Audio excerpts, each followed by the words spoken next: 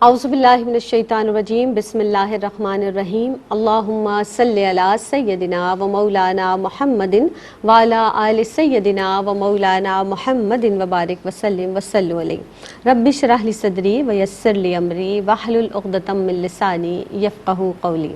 دنیا بھر میں جہاں جہاں ARYQ دیکھا جا رہا ہے ان تمام ناظرین کی خدمت میں اور جتنی سماعتیں اس وقت مجھے سماعت کر رہے ہیں ان تمام کی خدمت میں سیدہ زینب کی جانب سے السلام علیکم ورحمۃ اللہ وبرکاتہ۔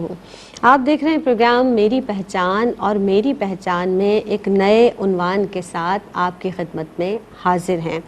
جناب، علم ہر چیز کی بنیاد ہے اور علم کی کتنی فضیلت ہے، بے شمار احادیث مبارکہ اس تعلق سے موجود ہیں۔ علم انسان کو دنیا کی گمراہیوں سے بھی بچاتا ہے اور علم ہی انسان کو دینی گمراہیوں سے بھی محفوظ رکھتا ہے۔ علم آخرت میں بھی انسان کو نفع پہنچاتا ہے۔ اللہ کے رسول صلی اللہ علیہ وسلم کا کیا ارشاد ہے؟ اللہ کے رسول صلی اللہ علیہ وسلم نے ارشاد فرمایا کہ دو لوگوں کے علاوہ کسی کے جیسا بننے کے لیے، یعنی مفہوم ہے رشک مت کرو، یعنی ایک وہ کہ جس کو اللہ نے مال دیا ہے وہ تقسیم کرتا ہے، تو آپ رشک کر سکتے ہیں کہ اللہ مجھے بھی ایسا مال دے کہ میں بھی اللہ کی راہ میں خرچ کر سکوں۔ اور دوسرا وہ کہ جسے اللہ نے علم دیا ہے اور وہ اس علم کو لوگوں میں بانٹتا ہے، تقسیم کرتا ہے، خرچ کرتا ہے اور اس کے حوالے سے اس کے مطابق فیصلے کرتا ہے، تو آپ ایسا بننے کے لیے بھی رشک کر سکتے ہیں، آرزو کر سکتے ہیں۔ آج ہم جناب ایسے طبقے کی بات کریں گے کہ جو علم کی ترسیل میں معاون اور مددگار ہے، یعنی علماء کے حوالے سے، یعنی علماء کے فضائل کے تعلق سے، کیونکہ جسے معلوم ہوگا وہی پہنچائے گا، جسے معلوم ہوگا وہی دوسروں تک علم کو پہنچائے گا، اس کی ترسیل کرے گا، ان پہ فیصلے کرے گا حق کے ساتھ، سچ کے ساتھ، صداقت کے ساتھ۔ آج علماء کے فضائل کے حوالے سے بات کی جائے گی۔ معزز مہمان شخصیات ہمارے ساتھ موجود ہیں اور یہ بھی ARYQ پر کئی عرصے سے، بہت برس سے ماشاءاللہ علم کی ترسیل میں مددگار ہیں، ہمیں اور آپ کو نفع بخش علم پہنچا رہی ہیں۔ ڈاکٹر امتیاز جاوید خاکوی صاحبہ موجود ہیں، ویلکم کرتے ہیں۔ السلام علیکم ورحمۃ اللہ وبرکاتہ۔ وعلیکم السلام ورحمۃ اللہ وبرکاتہ۔ ڈاکٹر صاحبہ خیر و عافیت ہے؟ جی الحمدللہ۔ طبیعت کیسی ہے اب آپ کی آپا؟ شکر ہے، اللہ تعالیٰ صحت تندرستی دے۔ ان کے ساتھ جناب جو اگلی نشست پر شخصیت رونق افروز ہیں، سعدیہ سعید، وہ بھی اسی حوالے سے ہمارے ساتھ موجود ہوا کرتی ہیں اور نوجوان نسل کی نمائندہ ہیں، ویلکم کرتے ہیں۔ السلام علیکم ورحمۃ اللہ وبرکاتہ۔ وعلیکم السلام ورحمۃ اللہ وبرکاتہ۔ آپ علماء اکرام کی فضیلت کے تعلق سے سب سے پہلے آغاز کر لیتے ہیں۔ قرآن کریم میں کیا فضیلت ہے علماء اکرام کی، فرمائیے گا۔ شکریہ زینب۔ بسم اللہ الرحمن الرحیم۔ اللہ رب العزت نے قرآن مجید میں فرمایا قُلْ هَلْ يَسْتَوِي الَّذِينَ يَعْلَمُونَ وَالَّذِينَ لَا يَعْلَمُونَ صدق اللہ مولانا العظیم۔ دیکھیں، علم روشنی ہے، علم نور ہے، علم تاریکیوں کو چیر دیتا ہے، جہالت کو ختم کر دیتا ہے۔ اس کا مطلب یہ ہے کہ جس کے پاس علم ہے حقیقت میں اس کا سینہ منور ہے، روشن ہے، اور علم صرف انفارمیشن کو جمع کر لینا نہ سمجھا جائے۔ دیکھیں، آج ہم ڈگریوں سے تولتے ہیں افراد کو، تو ڈگریاں تو کسی نے کہا کہ تعلیمی اخراجات کی رسیدیں ہیں۔ صحیح۔ اصل علم تو یہ ہے کہ اس اللہ کی معرفت عطا ہو جائے، اللہ رب العزت کے بندہ قریب ہوا جائے، اس کی شخصیت، اس کا کردار، اس کا گفتار، اس کا اٹھنا بیٹھنا، ہر چیز اس علم کا اظہار کر رہی ہو، صحیح۔ جس سے پتہ چلے کہ یہ فرد اہل علم میں سے ہے، اس کے اندر عاجزی ہو، اس کے اندر اعلیٰ ظرفی ہو، وہ چیزوں کو ان کی تہ تک جا کے سمجھ سکے، ان کا حقائق اس کے پاس معرف ہو ان اشیاء کی، حقیقتوں کا، تو پھر ہم اسے کہیں گے کہ ہاں یہ علم والا ہے۔ صحیح۔ تو انفارمیشن کو صرف جمع کر لینا کافی نہیں۔ اللہ نے فرمایا، ابھی میں نے جس آیت مبارکہ سے آغاز کیا، کہ جاہل اور عالم برابر نہیں ہو سکتے۔ بے شک۔ انسان کو اشرف المخلوق بنایا گیا، تو اشرف المخلوق ہونا بھی اس کا علم کی وجہ سے ہے۔ بے شک۔ پہلے حضرت آدم علیہ السلام کو بنایا گیا، اور آدم علیہ السلام کی برتری فرشتوں پر علم کی وجہ سے ثابت کی اللہ رب العزت نے۔ فرمایا کہ علم آدم الاسماء کلھا، تو آدم علیہ السلام کو اسماء کا علم عطا فرمایا، پھر انہیں فرشتوں کے سامنے پیش کیا گیا۔ گویا مسجود الملائکہ ہونا، اشرف المخلوق ہونا اس کے علم کے سبب سے ہے۔ پھر اللہ رب العزت نے ایک جگہ ارشاد فرمایا یرفع اللہ الذین آمنوا منکم والذین اوتوا العلم درجات. دو سبب ہیں درجات کی بلندی کے، ایک ایمان اور ایک علم. علم صحیح. ایمان سے تم عام انسانوں سے افضل ہو جاتے ہو، تمہارا درجہ بلند ہو جاتا ہے. ایمان بذات خود روشنی ہے، بذات خود آگہی ہے، اور اس کے ساتھ جب علم بھی حاصل کرتے ہیں تو اللہ ان کے اہل علم کے درجات کو اور بڑھا دیتا ہے. اور ایک جگہ فرمایا وَتِلْكَ الْأَمْثَالُ نَضْرِبُهَا لِلنَّاسِ، یہ مثالیں ہم لوگوں کے لیے بیان کرتے ہیں. مَا يَعْقِلُهَا إِلَّا الْعَالِمُونَ، جو علم والا ہے وہی سمجھ سکتا ہے ان کے معارف، ان کے راز، ان مثالوں کو بیان کرنے کی جو حقیقی مقاصد ہیں ان تک وہی پہنچ سکتے ہیں. پھر نبی کریم علیہ السلام کا فرمان مبارک خیرکم من تعلم القرآن وعلمہ، تم میں سے بہترین شخص وہ ہے جس نے قرآن سیکھا اور دوسرے کو سکھایا. اب قرآن مجید علوم و معارف کا وہ سرچشمہ ہے کہ جس میں تمام چیزوں کا علم موجود ہے. تو جو قرآن کی گہرائی میں اترا اس نے علم کے اس سمندر میں گویا غوطہ لگایا، اور اس کے پاس وہ جواہر آئے کہ اب تم میں بہترین شخص وہ ہے جس کے پاس وہ جواہر، وہ موتی ہیں جو قرآن مجید کے اندر موجود ہے. سبحان اللہ. پھر آپ صلی اللہ علیہ وسلم مسجد میں تشریف لے جاتے ہیں، ایک طرف ذکر کی محفل ہے، ایک طرف علم کی محفل ہے. تو آپ صلی اللہ علیہ وسلم دونوں محافل کو دیکھا، پھر آپ علم کی مجلس کو آپ نے ترجیح دی بیٹھنے کے لیے، اور پھر فرمایا انما بعثت معلما، مجھے معلم بنا کر بھیجا گیا ہے. تو آپ صلی اللہ علیہ وآلہ وسلم کا معلم کائنات ہونا ایک ہر معلم کے لیے باعث اعزاز ہو گیا کہ یہ تو نبی کریم علیہ السلام کی اس سنت مبارکہ پر، اس شیوہ مبارکہ پر چلنے والا راستہ ہے کہ جس پر امام الانبیاء خود چلے ہیں. سبحان اللہ. تو یہ ایک اعزاز کی بات نہیں ہے. کہیں آپ فرماتے ہیں آنا مدینۃ العلم وعلی بابها، میں شہر علم ہوں اور علی اس کا دروازہ ہے. بے شک. تو وہ شہر علم، وہ معلم کائنات، ان کی راہ پر چلنا بہت باعث برکت، باعث رحمت، باعث سعادت. سبحان اللہ. یعنی آپا آپ کی گفتگو سے ہمیں یہ بھی معلوم ہوا کہ علم انسان کے لیے بالکل ویسے ہی ضروری ہے جس طرح سے جینے کے لیے انسان کو سانس چاہیے ہوتی ہے، یعنی سانس جیسے کہ ضروری ہے، علم حاصل کرنا بھی اسی طرح سے ضروری ہے. سعدیہ آپ ہمارے ساتھ موجود ہیں. اللہ رب العزت نے ارشاد فرمایا کہ علماء ہی اللہ سے ڈرتے ہیں. کیا مفہوم کس طرح سے عرض کریں گے، اس حوالے سے فرمائیے گا. بہت شکریہ. اعوذ باللہ من الشیطان الرجیم، بسم اللہ الرحمن الرحیم. مولایا صلی وسلم دائما ابدا علی حبیبک خیر الخلق کلہم. بہت خوبصورت آغاز، آپ نے بہت تفصیل سے اس بات کو سمجھایا. اللہ رب العزت نے سورہ فاطر میں ارشاد فرمایا، آیت پاک کا مفہوم ہے کہ اللہ کے بندوں میں سے اس سے سب سے زیادہ ڈرنے والے علم والے ہیں. کہ جو علم والے ہیں، جو علم کی معرفت رکھتے ہیں، جو علم کو جانتے ہیں، جو اللہ رب العزت کو اس علم کی بدولت اس کی معرفت رکھتے ہیں، اس کو جاننے والے ہیں، وہی ہیں جو اللہ رب العزت سے ڈرنے والے ہیں. اب اگر ہم دیکھیں تو جس کا علم جتنا زیادہ ہوگا اللہ رب العزت کی معرفت کے حوالے سے، وہ اتنا ہی اللہ رب العزت کا خوف رکھتا ہے، اور جس کا علم کم ہوتا ہے اس کا خوف بھی اتنا کم ہوتا ہے. اگر دیکھیں تو ہمیں اس آیت مبارکہ کے تناظر میں پتہ چلتا ہے کہ حضرت عبداللہ بن عباس رضی اللہ تعالیٰ عنہ بیان کرتے ہیں کہ اس آیت مبارکہ سے مراد یہ کہ مخلوق میں اللہ رب العزت سے سب سے زیادہ خوف رکھنے والا وہ ہے جو اللہ رب العزت کی جبروت اور اس کی شان سے باخبر ہو، تو وہی اس کو جاننے والا ہے اور وہی اس کو سمجھنے والا ہے. پھر اگر ہم دیکھیں تو ہمیں پتہ یہ چلتا ہے کہ اس آیت مبارکہ کی ہی تناظر میں دیکھیں تو چند نکات ہمارے سامنے آتے ہیں. پہلی بات کہ دیکھیں خوف و خشیت کا دار و مدار علم پر ہے، ڈرنے پر ہے، کہ ڈرنا اللہ رب العزت کا جو ایک ڈر ہے، خوف ہے، وہ علم کی بنیاد پر ہے. اب جس کا علم جتنا زیادہ ہوگا اس کا خوف بھی اللہ رب العزت سے اتنا ہی زیادہ ہوگا. اور آقا علیہ الصلوۃ والسلام اس کائنات میں وہ ہیں کہ جو اللہ رب العزت سے سب سے زیادہ ڈرنے والے ہیں، کیونکہ صحیح بخاری و مسلم شریف کی حدیث مبارکہ ہماری رہنمائی کرتی ہے کہ آقا علیہ الصلوۃ والسلام نے فرمایا کہ مجھے اللہ کی قسم میں تم لوگوں میں سب سے زیادہ اللہ رب العزت سے ڈرنے والا ہوں، اور میں ہی اللہ رب العزت کو سب سے زیادہ جاننے والا ہوں. ہوں۔ پھر اگر ہم دیکھیں تو ہمیں پتہ چلتا ہے کہ یہ آیت مبارکہ ہماری رہنمائی کر رہی ہے کہ اللہ رب العزت کی معرفت صحیح طور پر جاننا ضروری ہے۔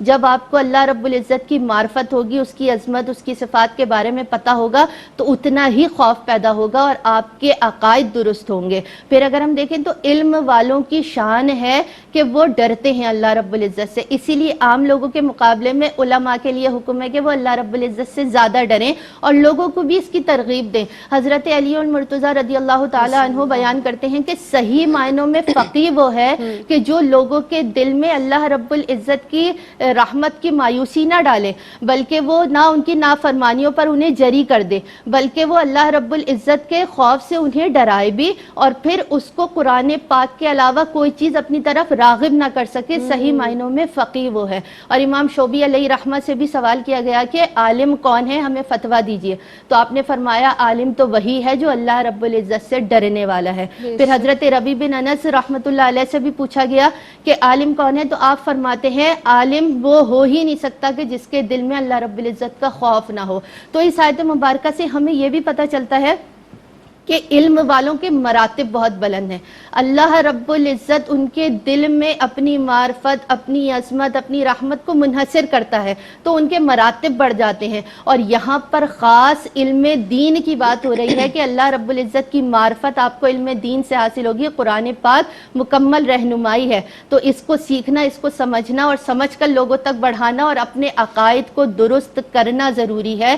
تو علماء اسی صورت میں ہے کہ جب ان کو علم دین کے حوالے سے صحیح معرفت حاصل ہو کہ وہ اللہ رب العزت کی معرفت کو بہترین طریقے سے جانیں اور لوگوں تک بھی اس کو پہنچا سکیں کہ اللہ رب العزت کی عظمت اور شان ہم سے کیا تقاضا کرتی ہے اور ہمیں کس طرح سے اس علم کو حاصل کرنا چاہیے۔ سبحان اللہ، سبحان اللہ۔ یعنی جتنا علم ہمیں حاصل ہوگا یا جتنا علم ہم حاصل کریں گے، اللہ رب العزت کا ڈر، اللہ کا خوف اور اللہ کی محبت بھی ہمارے دل میں اسی طرح سے اجاگر ہوگی۔ ایک وقفے پر جانا ہے، حاضر ہوتے ہیں اس مختصر سے وقفے کے بعد۔ السلام علیکم ورحمۃ اللہ وبرکاتہ۔ آپ دیکھ رہے ہیں پروگرام میری پہچان، اور میری پہچان میں ایک مرتبہ پھر آپ سب کو کہتے ہیں خوش آمدید۔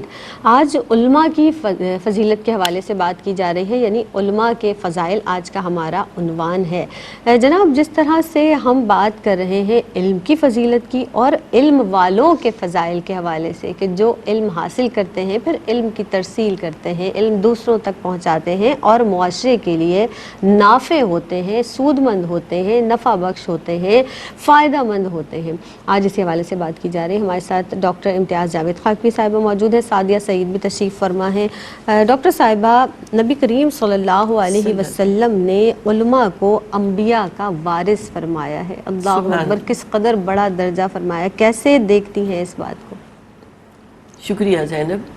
بے شک علماء کو انبیاء کا وارث قرار دیا نبی کریم علیہ السلام نے۔ اس میں تین چیزیں آ رہی ہیں، علماء، انبیاء اور وراثت۔ اللہ اکبر۔ آپ ان تینوں پر غور کریں تو انبیاء کو نبوتیں عطا ہوئیں، اور نبوت عطا ہونا ان کا کسی اپنے کسب سے نہیں ہے، یہ اللہ رب العزت کا فضل خاص ہے کہ جس سے کسی کو نبی بنایا گیا۔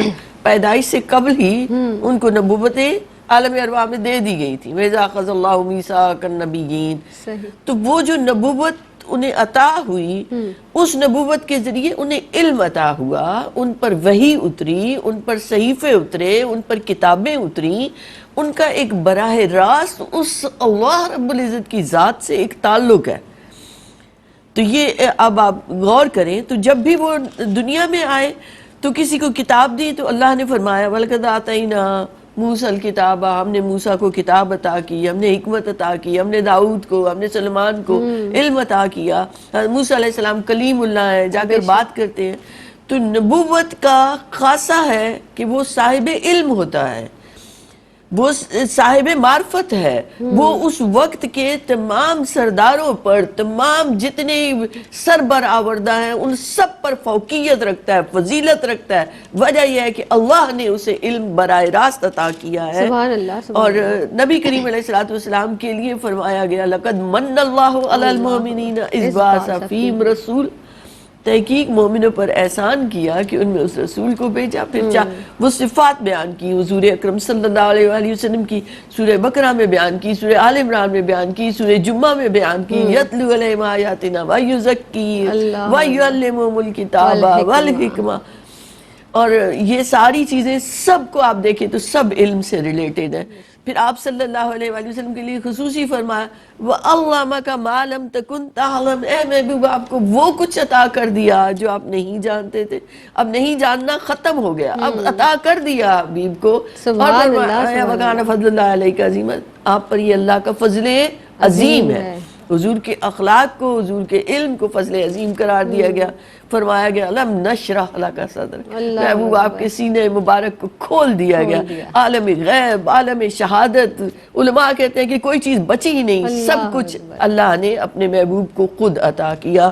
وہ امی اس لیے ہے کیونکہ دنیا میں انہوں نے کسی سے نہیں پڑھا، ان کو پڑھانے والی ذات وہ رب کی ذات ہے. تو ایک انبیاء صاحب علم آئے، ان کی وراثت، اصل جو سرمایہ ہے وہ علم کا ہے کہ جو انہوں نے دیا دنیا کو.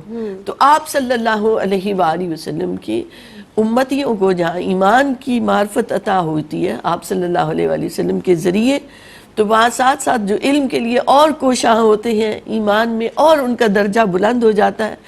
اور علم براہ راست نبی کریم علیہ السلام کے سینے مبارک سے وہ مستفید شدہ وہ نور ہے کہ جو علماء کو عطا ہوتا ہے جب وہ خشیت کے ساتھ، محبت کے ساتھ اس علم کے نور کو، قرآن کو، سیرت کی کتابوں کو، احادیث کی کتابوں کو پڑھتے ہیں تو انہیں وہ نور عطا ہوتا ہے جس کی بنا پر وہ جب معاشرے میں جاتے ہیں تو معاشرے میں چیزوں کی حقیقتوں کو بہتر انداز سے، عام لوگوں کے، جاہلوں کی نسبت بہتر انداز سے وہ چیزوں کا ادراک رکھتے ہیں، چیزوں کو سمجھتے ہیں. تو گویا انبیاء کی وراثت علم ہے، اسے لینے کے لیے تگ و دو کرنی چاہیے. اور وہ کہتے ہیں کہ پانچویں میں سے نہ ہو جانا، یا تو طالب علم بنو، یا عالم بنو، یا علماء کو سننے والے بنو، یا علماء سے محبت کرنے والے بنو. پانچواں کوئی نہ بننا. تو ہر بندہ یہ سوچے کہ یا تو وہ عالم بنے یا طالب علم بنے، یا علماء کو سنتا رہے تو یا پھر علماء سے محبت کرتا رہے. تو یہ ان چاروں میں رہنا، اپنے آپ کو ان چاروں میں رکھنے کی کوشش کرنا، کیونکہ وہاں انبیاء کی وراثت ہے تو انبیاء سے ایک نسبت ہے وہاں. اور یہ معمولی درجہ نہیں ہے. اور نبی کریم علیہ السلام خاتم النبیین ہے. اب کوئی نبی، اب کوئی رسول نہیں آئے گا. تو اب علماء حق نہیں اس کار نبوت کو بطور آسن انجام دینا ہے، یہ ان کی ذمہ داری ہے. اب اتنا آپ نے ذمہ داری کی بات خود ہی آپ فرما دی، اتنے زیادہ فضائل، اور یہ کوئی ہم نے بات کی نا کہ یہ کوئی عام درجہ نہیں ہے. یعنی آپ دیکھیے کہ علماء کو انبیاء کا وارث فرمایا ہے، اور بے شمار فضائل ہم اول وقت سے ہی بیان کر رہے ہیں. سعدیہ آپ ہمارے ساتھ موجود ہیں. اب بات کر لیتے ہیں مسلمانوں پر علماء دین کے حقوق کیا کیا ہیں. حقوق کی بات کر لیتے ہیں، فرمائیے گا. بسم اللہ الرحمن الرحیم. دیکھیے علماء کرام کے جو حقوق ہیں ان کو اگر دیکھا جائے تو پہلی چیز یہ ہے کہ ان سے علم حاصل کرنا، ان سے وابستگی. ابھی آپا نے آخری بات بہت خوبصورت کی کہ ان 4 لوگوں میں سے ہی ہونا اور 5ویں نہ ہو جانا. تو یعنی علماء کرام کے ساتھ بیٹھنا، ان کی گفتگو کو سننا، ان سے محبت کرنا اور اسی گفتگو میں ہی رہنا یا اسی محفل میں ہی رہنا. تو جب علم حاصل کرنے کے لیے کوئی جاتا ہے، اچھا دیکھیے پہلی بات یہ کہ اگر اس کی نیت بھی نہ ہو کہ مجھے یہاں سے علم حاصل کرنا ہے یا اگر وہ صرف بیٹھ جاتا ہے، اگر وہ صرف بیٹھ جاتا ہے تب بھی اس کو فضائل ملتے ہیں. ایک تو وہ اتنی دیر گناہوں سے بچا رہتا ہے.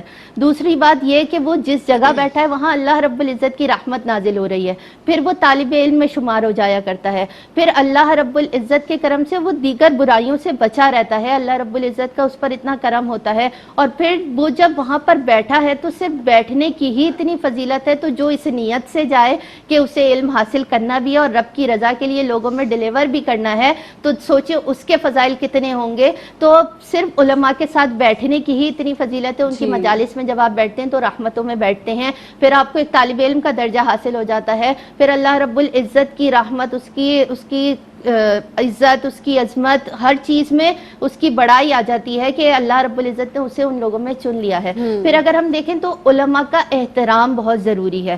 آج کل علماء کے احترام کے اوپر اگر بات کی جائے تو ہم اس تناظر میں تربیت نہیں کرتے، اس تناظر میں سمجھاتے نہیں کہ علم والے کا رتبہ کتنا بڑا ہے۔ ابھی آپا نے بہت خوبصورت انداز سے سمجھا دیا کہ علماء انبیاء کے وارثین ہیں، تو ان کا رتبہ کتنا بڑا ہوگا، اور علماء کے احترام کرنا بھی ضروری ہے، اور آج ہم اس احترام سے پیچھے ہیں۔ دیکھیں آقا علیہ الصلوۃ والسلام نے فرمایا کہ دین خیر خواہی کا نام ہے، اور صحابہ کرام علیہم رضوان نے عرضی پیش کی، یا رسول اللہ صلی اللہ علیہ وآلہ وسلم خیر خواہی کیا ہے؟ آقا علیہ الصلوۃ والسلام نے فرمایا کہ اللہ رب العزت سے، مطلب خیر خواہی یہ ہے کہ اللہ رب العزت سے اس انسان کا رشتہ ایسا مضبوط ہو، پھر اس کی کتاب سے مضبوط ہو، پھر جو اس کا امام ہے، پھر عام مومنین، یہ ساری چیزیں خیر خواہی میں شامل ہیں کہ دین خیر خواہی کا نام ہے۔ اور جب ہم علماء کرام کے ساتھ بیٹھتے ہیں، دیکھیے حضور خواجہ غریب نواز رحمۃ اللہ علیہ نے بھی بیان فرمایا کہ 6 چیزوں کو دیکھنا عبادت ہے، ان میں سے ایک علماء کے چہرے کو بھی دیدار کرنا عبادت میں شمار ہے، یعنی جب ہم علم والوں کو دیکھتے ہیں۔ اور پھر آپ دیکھیں تو علماء کی فرما برداری بھی لازم ہے کہ جب وہ کوئی بات کر رہے ہیں تو چونکہ انہوں نے وہ علم حاصل کیا ہے، علم دین حاصل کی ہے، رب کی معرفت حاصل کی ہے، تو اس طرح سے ان کی فرما برداری بھی لازم ہے۔ آج کل اگر ہم دیکھیں تو ہم فرما برداری کی طرف نہیں ہیں۔ آقا علیہ الصلوۃ والسلام کی حدیث پاک کا مفہوم ہے کہ جو بڑوں کی عزت نہیں کرتا، چھوٹوں پر رحم نہیں کرتا، اور علماء کا ادب نہیں کرتا یا انہیں عزت نہیں دیتا، تو وہ میری امت میں سے نہیں ہے۔ یعنی آپ دیکھیں جو علم والوں کا ادب نہیں کرتا، اور علم والے کون، یہاں پر بار بار بتایا جا رہا ہے جو دین اسلام کا علم رکھتے ہیں، جن کے عقائد درست ہیں، تو علماء کرام کا یہ حق ہے کہ ان کے حقوق جب ادا کیے جائیں تو انہوں نے علم حاصل کیا ہے تو علم کی راہ میں ان کے پیچھے لگے رہیں، آپ اس راہ میں چلیں۔ پھر دوسری بات یہ کہ ان کا احترام ضروری ہے، پھر ان کی فرما برداری کرنا ضروری ہے، پھر کوئی اگر ان کی برائی کرتا ہے تو اس کو بھی روکنا ضروری ہے کہ آپ نے اس برائی کی طرف نہیں جانا، کیونکہ آج کل کے تناظر میں دیکھا جائے تو ہم ایک دوسرے سے سن لیتے ہیں اور اس بات کو آگے بڑھا کر بتا دیتے ہیں کہ فلاں شخص میں یہ عیب تھا، میں نے تو یہ دیکھا ہے، اور اگر ہم اس شخص سے محبت کرتے ہیں تو ہمارے دل میں برائی آ جاتی ہے۔ تو علم والے وہ ہیں کہ ان کے لیے آپ نے اپنے دل میں برائی نہیں لانی، بلکہ اگر کسی نے کوئی بات کی ہے تو آپ اس کی تصدیق کر لیں، اس کو جان لیں، اس کو پہچان لیں، اور پھر آپ اس علم کو سیکھنے کے لیے آئیں اور اسے آگے بھی بڑھائیں۔ تو یہ چند ایسے حقوق ہے کہ جن کو ادا کرنا مسلمان پر لازم ہے کہ جب آپ علم سیکھ رہے ہیں تو آپ کو یہ پتا ہو کہ آپ وابستہ ہوئے ہیں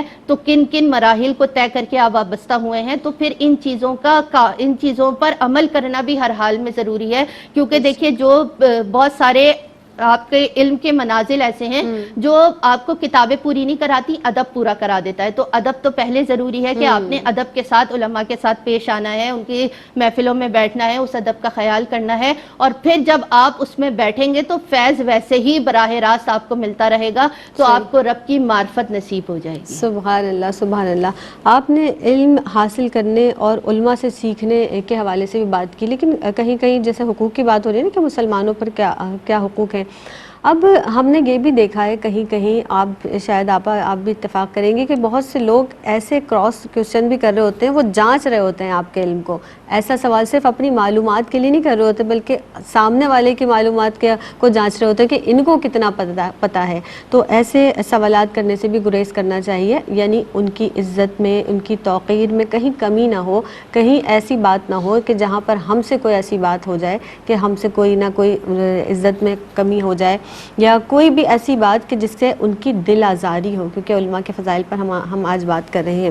جناب ہمیں اس وقت ایک وقفہ لینا ہے، پروگرام میں وقفہ شامل کرتے ہیں، حاضر ہوتے ہیں اس مختصر سے وقفے کے بعد۔ السلام علیکم ورحمۃ اللہ وبرکاتہ۔ وقفے کے بعد ایک مرتبہ پھر آپ سب کا خیر مقدم ہے۔ جناب آج ہم اس طبقے کی بات کر رہے ہیں جو علم کی ترسیل میں معاون ہے، مددگار ہے، اس جماعت کی بات کر رہے ہیں جو معاشرے کے لیے نفع بخش ہے، یعنی علماء کے فضائل کے تعلق سے بات کی جا رہی ہے۔ آج کے پینل میں ڈاکٹر امتیاز جاوید خاکوی صاحبہ رونق افروز ہیں، سعدیہ سعید صاحبہ تشریف فرما ہیں۔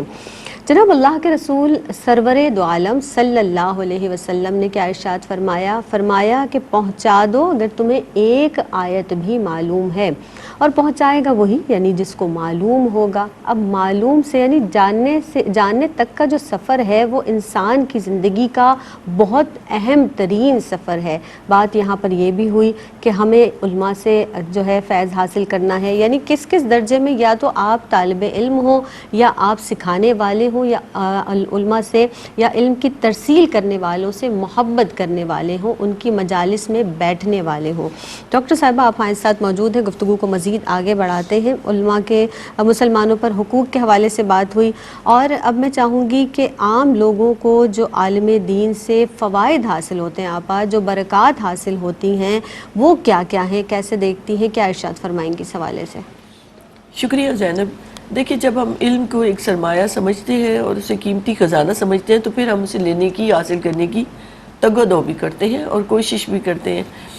نبی کریم علیہ الصلوۃ والسلام کے ایک فرمان مبارک کا مفہوم ہے کہ جو مجالس انبیاء کو دیکھنا چاہتا ہے، اب یہ خواہش آتی ہے، دھیان آتا ہے کہ نبیوں کی مجلس کیسی ہوتی ہوگی، جی تو فرمایا کہ وہ مجالس علماء کو دیکھ لیا کرے۔ اللہ اکبر۔ تو یہ اتنا بڑا درجہ اور رتبہ۔ اسی طرح آپ صلی اللہ علیہ وسلم نے مثال دی باقاعدہ خوشبو والے کی اور بھٹی والے کی، جی کہ خوشبو والے کے پاس بیٹھو گے تو تمہارے مسام معطر ہوں گے، بھٹی والے کے پاس جو بیٹھو گے تو دامن کو جلا لوگے۔ جسے کسی شاعر نے بڑی خوبصورتی سے کہا، درد منداں دی یاری میں جویں دکان اتاراں، سودا بھاوے لئیے نہ لئیے ہلے پین ہزاراں، بے درداں دی یاری میں جویں دکان لوہاراں، دامن بھاوے کنج کنج بئیے چھڑکاں پین ہزاراں۔ تو دامن جلا دیتا ہے بھٹی والا۔ تو جاہلوں کے پاس بیٹھو گے، برے لوگوں کے پاس بیٹھو گے تو اس سے کیا ہوگا؟ دامن جلا لوگے۔ جلے گا۔ تو اگر علماء کے پاس بیٹھو گے، علم والوں کے پاس، دین والوں کے پاس بیٹھو گے تو تمہیں خیر ہی خیر ملے گی، کیونکہ تم جتنی دیر بیٹھو گے وہ کوئی بات کریں گے تو اس سے تمہیں حکمت و دانائی ملے گی، تم گمراہ ہوگے تو تمہیں ہدایت مل جائے گی، تم توبہ کرنا چاہتے ہوگے تو تمہارے لیے راستہ ہموار کر دیں گے۔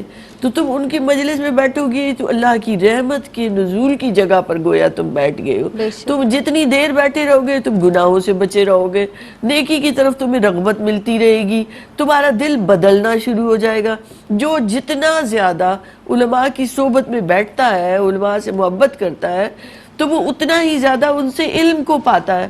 تو علم کو جب پائے گا تو لازمی بات ہے کہ جب سمجھ آئے گی تو عمل بھی بہتر ہوگا۔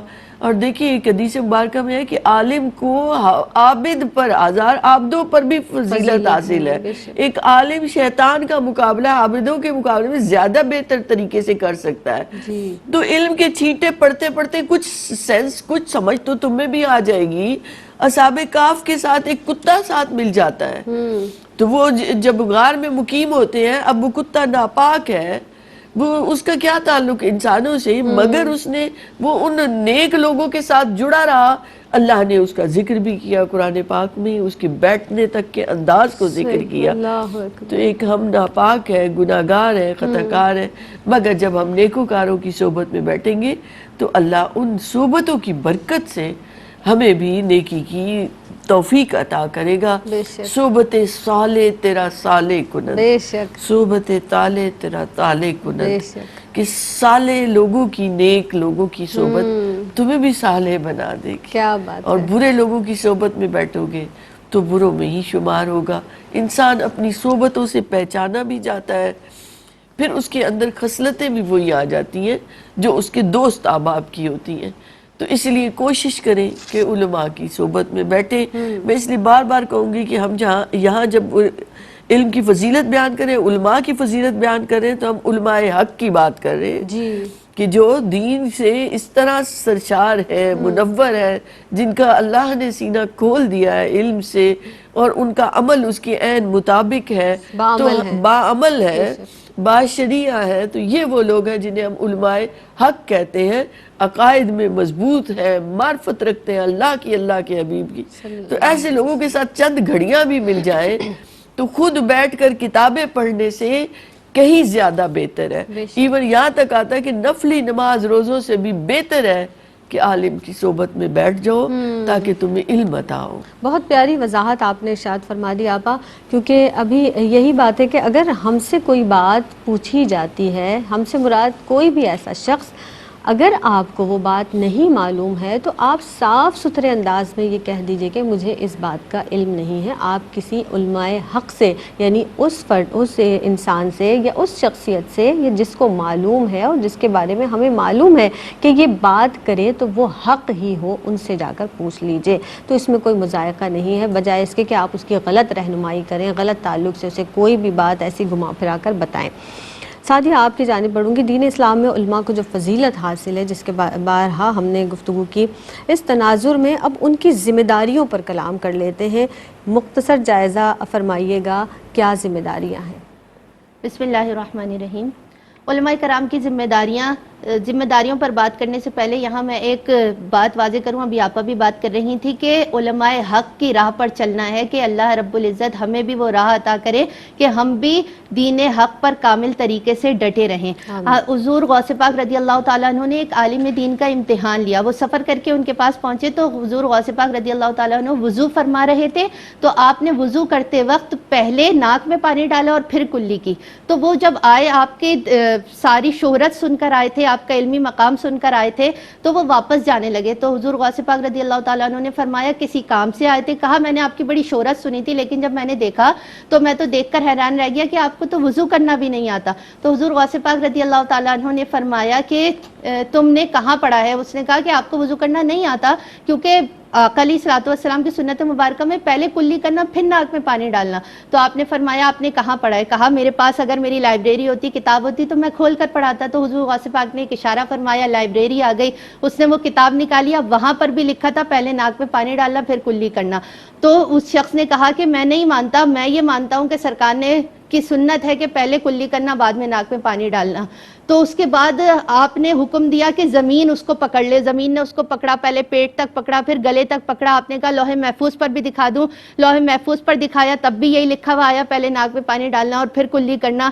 تو اس کے بعد پھر اس نے کہا کہ نا میں اس چیز کو نہیں مانتا. تو پھر آپ نے زمین کو حکم دیا کہ اس کو چھوڑو. جب وہ نکل کر باہر آیا تو آپ نے اس کے سینے پر ہاتھ مار کے کہا جب تک امت محمدیہ صلی اللہ علیہ وآلہ وسلم میں تجھ جیسے عالم موجود ہیں یہ امت گمراہ نہیں ہو سکتی.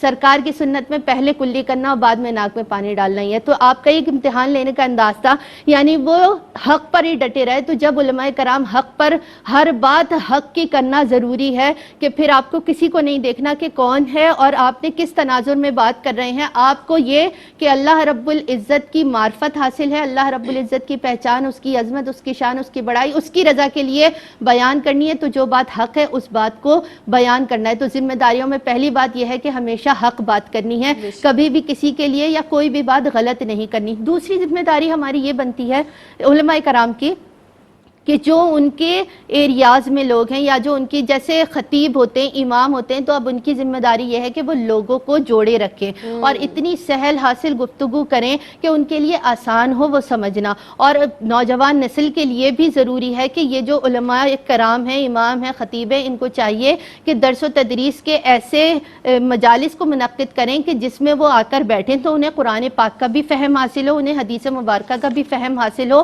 اور وہ آسان طریقے سے سمجھ سکیں. جس طرح سے آج ہم دیکھتے ہیں تو درس قرآن کی محافل سجی ہوتی ہیں, تو نوجوان نسل کو اس طرف راغب کرنے کے لیے ضروری ہے کہ علماء کرام کا اپنا کردار اتنا خوبصورت ہو کہ جب وہ دعوت دیں تو لوگ اسے خوشی خوشی قبول کر لیں. بعض لوگوں کا انداز بہت سخت ہوتا ہے, تو ہماری ذمہ داریوں میں یہ بھی آتا ہے کہ انداز اتنا پیارا, اتنا پولائٹ ہو اور آپ کا بولنے سے پہلے آپ کا کردار ہی بول رہا ہو کہ لوگ آپ کی طرف راغب ہو. آقا علیہ الصلوۃ والسلام کی نبوت آنے سے پہلے 40 سال پیچھے کی آیت مبارکہ کو دیکھا جائے تو لوگوں نے آپ کو صادق و امین کے لقب سے نوازا. آقا علیہ الصلوۃ والسلام کے اخلاق کو دیکھ کر لوگوں نے دین اسلام کو قبول کیا.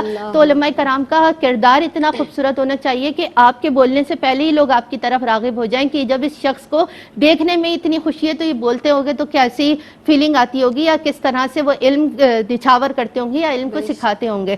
تو نوجوان نسل کو اپنی طرف راغب کرنے کے لیے ضروری ہے کہ اللہ اور اس کے حبیب کی بتائی ہوئی تعلیمات پر عمل کریں اور اتنے خالص طریقے سے عمل کریں کہ آپ کے کردار کی وہ خوشبو دوسروں میں اتنی خوبصورت انداز سے ڈیلیور ہو کہ ان کے اندر بھی وہ چیز بولے کہ وہ جن کی مجالس میں بیٹھتے ہیں ان کا نور ان کے اندر آتا ہے اور پھر وہ لوگوں میں آگے بڑھاتے ہیں. تو سب سے بڑا میسج یہ ہے, ذمہ داری یہ ہے کہ جب ہم اپنے ایریا میں اس کی ورکنگ کریں گے تو یہی وہ بچے ہیں, یہی وہ نوجوان نسل ہے کہ وہ نکل کر اور لوگوں کی تربیت کرے گی اور لوگوں کے لیے اصلاح کا باعث بنے گی, سبب بنے گی. تو اللہ رب العزت سے دعا ہے کہ علماء کرام کی جو ذمہ داری ہے ان کو وہ ادا کریں. اور دیکھیے ہمارا کام ہے درس و تدریس کرنا یا ان کو سمجھانا, کسی کے پیچھے لاٹھی لے کر نہیں دوڑنا کہ جو ہم نے kہہ دیا اس کو مانو.